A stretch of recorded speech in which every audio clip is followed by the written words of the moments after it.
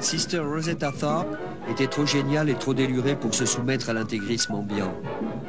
Elle chantait sa foi et sa joie au Cotton Club comme à l'église. Moins introvertie que Mahalia Jackson, elle a été la plus swing des Gospel Sisters et aussi une grande pionnière de la guitare électrique.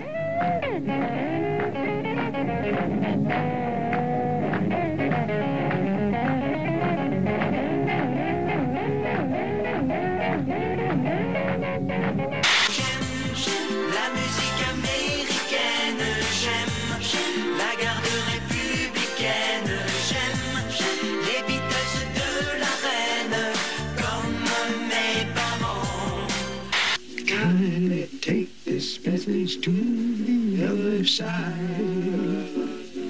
If you see my Savior, tell him that you saw me. When you saw me, I was on my way.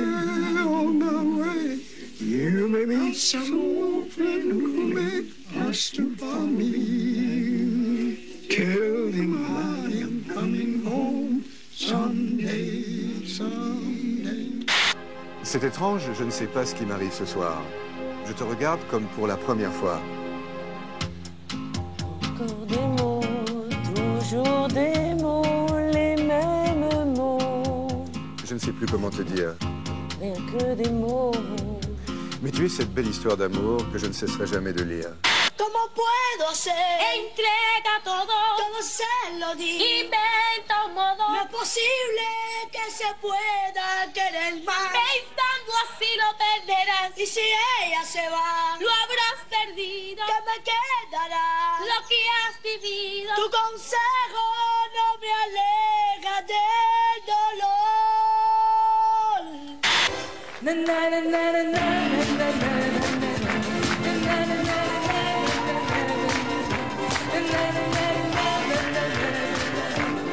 Et quand j'écoute la radio, que j'entends ce que j'entends, je crois pouvoir en faire autant. We don't need another hero. We don't need to know the way home. All we want is the beyond.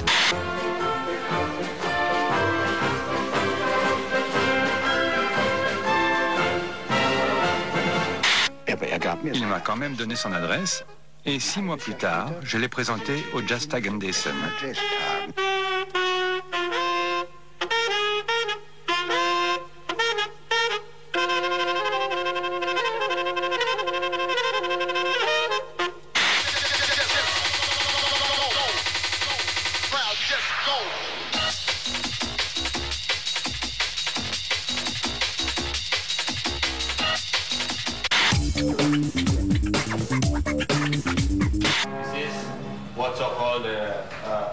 Voyez ce qu'est le pluralisme de l'information dans les médias. Regardez.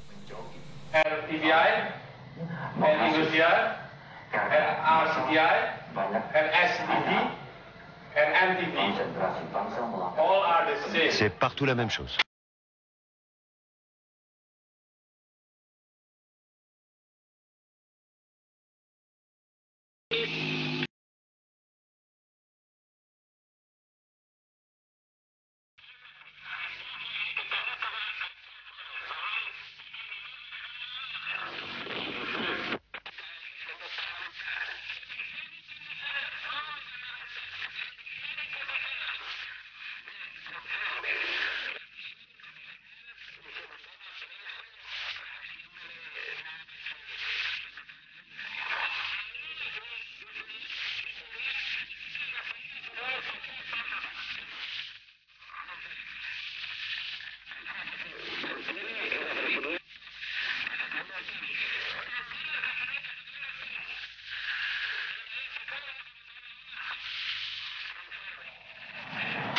Je sais peut-être que je vais faire partie du lot des prochaines victimes. Que je vais mourir peut-être dans 1 mois ou 2. Mais il ne faut pas y retourner, moi.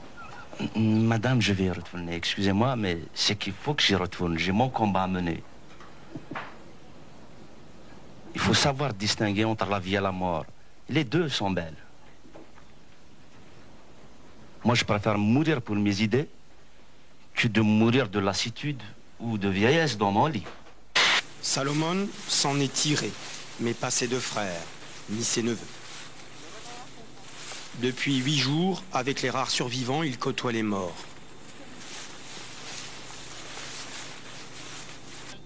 Personne ne s'est préoccupé de leur trouver une sépulture, malgré les risques d'épidémie. L'homme au sol s'est rendu coupable de meurtre. Ici, c'est la loi du talion. La famille de sa victime a choisi la peine de mort. Devant le village rassemblé, l'exécution est immédiate.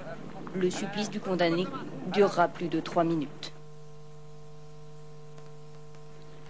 Cette scène se déroule dans la province des Pashtuns, dont sont originaires la majorité des talibans. Elle témoigne de la barbarie quasi quotidienne du régime, montée en spectacle. Les émotions africaines de Bill Clinton. Le président américain est arrivé ce matin à Accra, au Ghana. Il semble qu'il se soit senti un peu débordé dans les rues de la ville par un bain de foule assez animé. Les Ghanéens lui ont sans doute paru un peu ignorants du protocole auquel la Maison-Blanche l'a habitué. Vous le voyez visiblement, il n'a pas été très touché par cette chaleur africaine qui l'a rendu plutôt furieux. Regardez, quand c'est vu de haut, vous voyez qu'en fait, il est protégé par une barrière. Il n'a pas peur pour lui, il a peur pour ceux qui sont coincés contre la barrière. Regardez cette femme, harcèlement sexuel, c'est sûr, on voit son sang. Voilà, c'est pas de sa faute. Et non, mais très plus sérieusement, regardez cette vieille dame. Elle va être piétinée, c'est le stade du Hazel.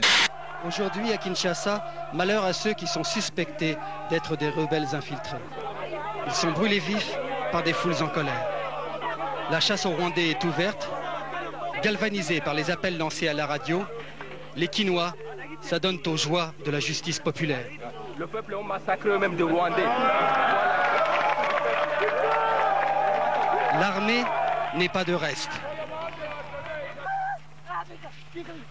Exécution sommaire devant la caméra.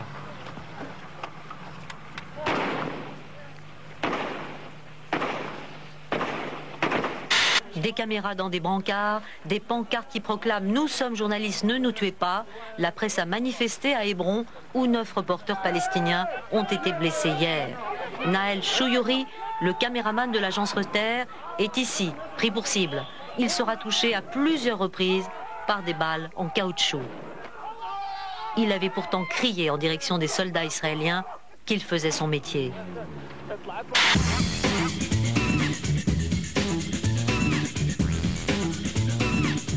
I received 4 bullets, one in the head, one in the chest, one in my leg, and the last one was from my back from behind. And they all from very short distance. It was like about 20 meters where we can see each other, me and the soldiers. We were talking to each other. They could see me clearly. They know us very well. We know them. We know most of the soldiers in the city, and the soldiers the same. They know us. They know every journalist who we work for, even our names. And it's very strange. I mean, they realize us and they know us. But sometimes we are shot. Me, myself, I was shot more than six times. The Israeli army, the Palestinian police, and the Palestinian people. And it's very, very difficult to deal with all of them. And the only view and the only scene you see every day is violence, clashes, shooting, blood. How can you manage to deal with all of them, all of these parties together in one time? It's really very complicated, very difficult. But I mean, we have to do it. This is our job, and we have to do it. Dès notre arrivée, nous sommes confrontés à la douleur d'un père. Son bébé vient de mourir. What kind of embargo has it? All the Chinese are suffering. Suffering from what? Only flu, simple disease, flu, and then he died. All what we have to say, Allah is generous. Allah is generous. Allah is generous. And goddamn on the blockade, on embargo. Only flu, he died. La pression militaire américaine ne cesse de monter et les boys ne rêvent que de bombardements, d'après le commandant d'escadrille de F-15 au Texas. Ah, les pilotes m'assaillent pour partir. Toute l'unité n'ira pas là-bas. Pour des gars comme nous, vous savez, ce type d'opération, c'est comme la finale du championnat de football. Ils veulent tous y aller et pas rester sur le banc de touche. Mais malheureusement, on ne peut pas prendre tout le monde. L'opération est baptisée de Renard du désert et on apprend qu'un palais présidentiel de Bagdad a été visé par des missiles et que des ambulances convergent vers ce quartier de Kerada. Merci d'avoir suivi ce journal. C'est la fin de cette édition. Excellente nuit à tous. Boris Yeltsin a fait savoir qu'il avait passé une nuit blanche à suivre les événements et à téléphoner à d'autres chefs d'État pour faire au matin, devant une carte d'état-major, un constat douloureux. Il faut dire que, bien sûr, la situation est archi compliquée. Les voyages au plus haut niveau réservent ainsi des moments de détente, mais aussi des surprises, par exemple quand on décide de s'échanger les cadeaux qui entretiennent l'amitié.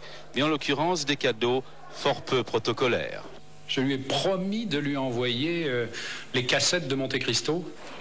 L'homme qui recevra les cassettes du feuilleton de TF1 n'est autre que le tout-puissant président de l'immense Chine, Jiang Zemin, épris de culture française.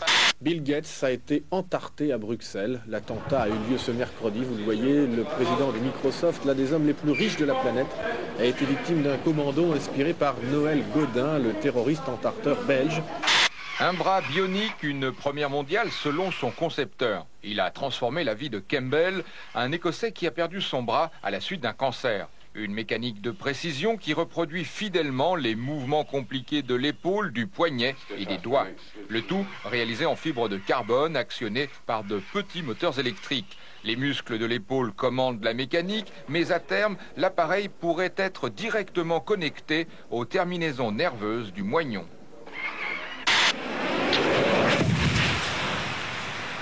Dans notre série En Angleterre, on s'amuse comme on peut, voici deux quinquagénaires qui visiblement prennent beaucoup de plaisir à lancer des vieilles voitures ou même des pianos grâce à une ancienne catapulte.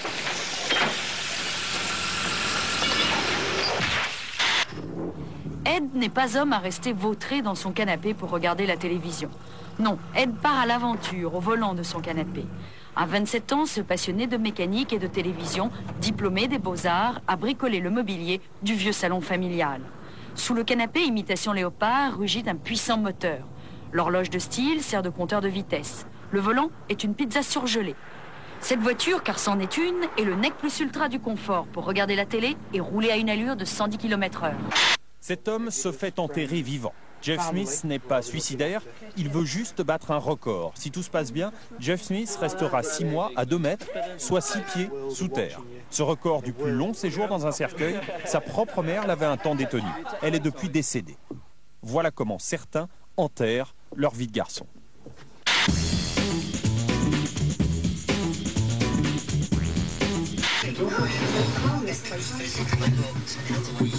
For how many days have you been buried underground now? I've been underground for 89 days now. Oh, and when are you going out? After 150, it'll be the 26th of January. How do you spend your time? I've got a little 5-inch colour television. Mm-hmm. I've got a radio and CD player. Mm-hmm. And of course my phone, so... Mm-hmm. Yeah, I've got everything I need.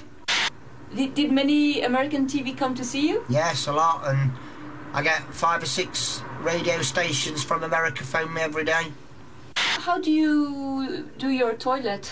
I've got some specially designed bags like what the American astronauts use. Uh-huh. And so what do you do with these bags? They have to be passed up this tube here. Oh, uh-huh. Do you feel like a dead man? No, since I've been down here, I've never spoke to as many people. Uh-huh. I get more attention now than when I was up there.